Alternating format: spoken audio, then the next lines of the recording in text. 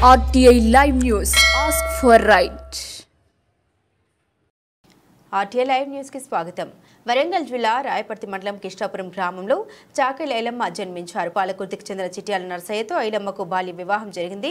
వీరిది ఆర్థికంగా వెనుకబడిన కుటుంబం. వీరి కుల వృత్తిగా చాకలి వృత్తిని నిర్వహించేవారని 1940-1944 కాలంలో విష్ణూర్ దేశ్ముఖ్ మరియు రజాకార్లకు వ్యతిరేకంగా ఎర్ర జెండా ఎగరవేశారు చాకలి ఐలమ్మ. ఈ కార్యక్రమంలో 25వ డివిజన్ కార్పొరేటర్ బసవరాజు, శిరీశ్వ, శ్రీమాన్, 20వ డివిజన్ కాంగ్రెస్ నాయకులు మరియు కార్యకర్తలు తత్తరి లక్ష్మణ్, తోట బాలరాజు, వెల్దండి లక్ష్మణ్, మార్తా అంజయ్య, కొడాలి బాబు, వేణు, రాజు, శంకర్, ఎల్లయ్య, నెట్లుట్ల కుమార్, స్వప్న, సామల కుమార్, దాసరి రాజు, గుండెటి శ్యామ్, గుండెటి సతీష్, దూపం సంపత్, గోరంట్ల రాజు, గొర్రె ప్రశాంత్, శివ, భూరా నటరాజ్, జిల్లా వరంగల్ సెల్ కన్వీనర్ కొండ రమేష్, అడ్వకేట్ తదితరులు పాల్గొన్నారు. ఐలమ్మ అంటే మనలో చాలా మంది తెలియదు. ఈ మధ్య ప్రాచుర్యంలోకి వచ్చింది. వాస్తవానికి 1940 ఆ సంవత్సరంలోనే విష్ణూరు దేశ్ముఖ్ వ్యతిరేకంగా చాకలి ఐలమ్మ తన చీరను కట్టి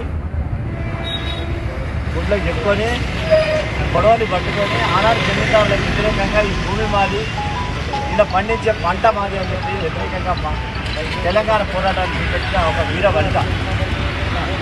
చరిత్ర కొంచెం లేటుగా తెలుస్తూ ఉన్నాను కానీ సమ్మక్క సారక్క ఎటువంటి ప్రాచుర్యాన్ని పొందిందో, ఎటువంటి ప్రాచుర్యాన్ని తీసుకొచ్చిందో అంతటి పటిమ ఉన్న, శక్తి ఉన్న ఒక మహిళా సోదరుమని చాకలి ఐలమ్మ అని చెప్పి చెప్తా ఉన్నాం.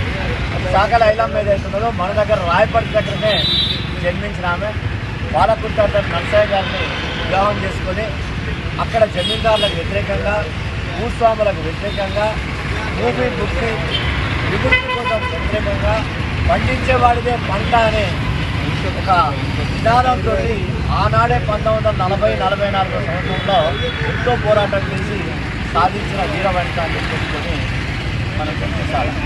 వారిని స్ఫూర్తిగా తీసుకోవాల్సిన అవసరం ఈనాడు మహిళా లోకానికి ఉన్నది. వారిని స్ఫూర్తిగా తీసుకొని అనేక మంది మహిళలు కూడా తెలంగాణ ఉద్యమంలో పనిచేసింది.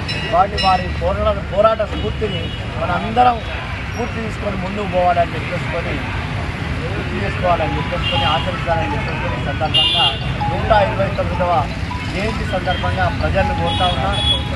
రాష్ట్ర ప్రభుత్వం కూడా ఆమె పోరాట పటిమను ఈనాడు గుర్తించినందుకు, ఈనాడు గుర్తించి చేసినందుకు ప్రభుత్వానికి కూడా, రాష్ట్ర ప్రభుత్వ ముఖ్యమంత్రి గారు రేవంత్ రెడ్డి గారికి కూడా ధన్యవాదాలు తెలియజేస్తా ఉన్నాను.